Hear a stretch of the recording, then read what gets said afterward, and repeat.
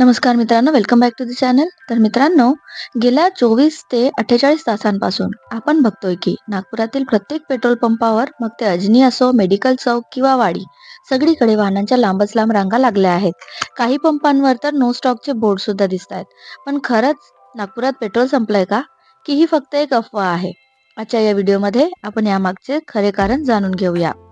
तर मित्रांनो, हा तुटवडा तेलाच्या कमतरतेमुळे नाही, तर एका तांत्रिक बदलामुळे झाला आहे. 21 मार्च पासून प्रमुख तेल कंपन्यांनी म्हणजेच HPCL, BPCL, IOC petrol pump चालकांसाठी एक नवा नियम लागू केला आहे. तो म्हणजे 100% ॲडव्हान्स पेमेंट.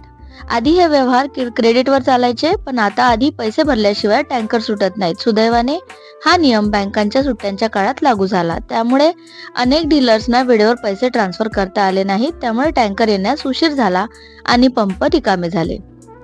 तर दुसरीकडे सोशल मीडियावर इस्रायल आणि इराण युद्धाच्या बातम्यांमुळे भीती पसरली आहे. अनेकांना वाटते की जागतिक स्तरावर इंधन पुरवठा बंद होणार आहे. यामुळे लोकांनी घाबरून आपल्या गाड्यांची टाकी फुल करायला सुरुवात केली. जिथे 500 रुपयांचे पेट्रोल लोक भरायचे, तिथे आता प्रत्येक जण पूर्ण टाकी भरत आहे. यामुळे असलेल्या स्टॉकवर प्रचंड ताण आला आणि जो साठा 2 दिवस पुरणार होता, तो काही तासांतच संपला.